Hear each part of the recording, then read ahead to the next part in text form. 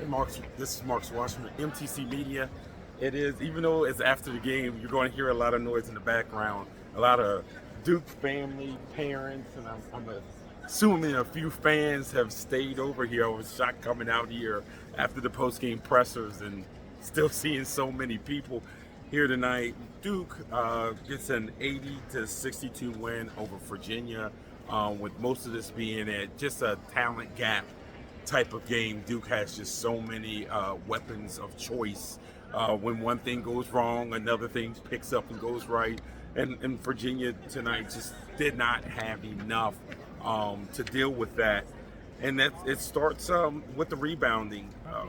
Duke out rebounded Virginia 41-21. They had 16 second chance points on 10 offensive rebounds. And it just seemed like there were these dagger type of shots. You get a stop on Duke, they get an offensive rebound, they kick it out to Isaiah Evans. Isaiah Evans hits the three.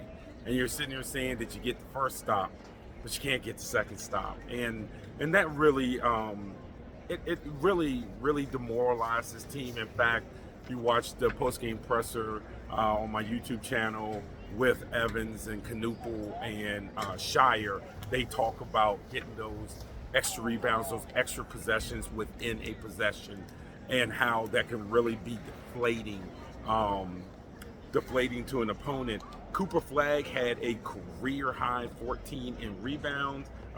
Career high rebounds with 14, and he had 17 points. Unfortunately for us, Cooper Flagg was not brought back to the media room despite his career high, which kind of stunk. But Isaiah Evans finished with 17. Con Knuppel finished also with 17. And for those in the DMV area, obviously Duke has a couple of guys from PBI. Patrick Gamba played quite a bit after Malik Brown got hurt. It seems like it's a dislocated shoulder. Gamba had 8 points in 11 minutes of play and 1 rebound on 4 for 5 shooting. So for the locals, that certainly was nice to see him play. Darren Harris did get in. He only played 4 minutes near the end, and it's funny to hear their coach and their players talk about. They use what you see frequently in the NBA, which is called stay ready games. And those for players who don't get to play in the game, they have these organized sessions that are called stay ready games to keep them ready when their number is called. Like I said, that is a huge NBA thing. They use that in the NBA all the time for the NBA players that are at the end of the bench. They play stay ready games. So I see that Duke has brought some of that to their program. On Virginia's side, Andrew Rohde had 15 points, 5 rebounds, 5 assists. Dayton Ames had 15 points. Isaac McNeely had 14 points. I just thought that one of the keys for Virginia today was going up against Duke's defense and being able to be efficient offensively. It's more than about turnovers. I said it in my pregame. You want to see the quality of possessions, not just the turnovers. You look at Virginia; they only had 5 turnovers, but that's not the way to judge this. What were the quality of possessions? And because they gave up so many second chance points, and the idea of keeping Duke off the offensive boards was so much on their minds. Getting out and running wasn't there. So Virginia played a ton of half-court basketball, and I know it's Virginia, but probably too much half-court basketball against a team like Duke with the talent level that they had today. Virginia also just didn't get enough inside.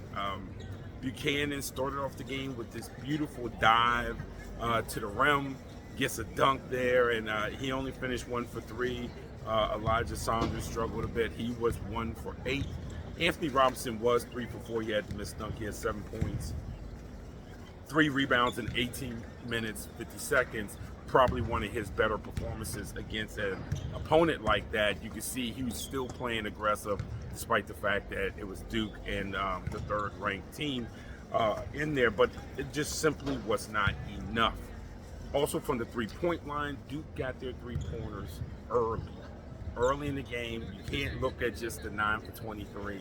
I believe Isaiah Evans was 3 for 3 in the first half from 3, and Knuppel was 2 for 4 in the first half from three. And that just opens up the lanes. Cooper Flag had all kinds of lanes to run down because now you're sticking with the shooters. And now they're holding you. You're not getting into help.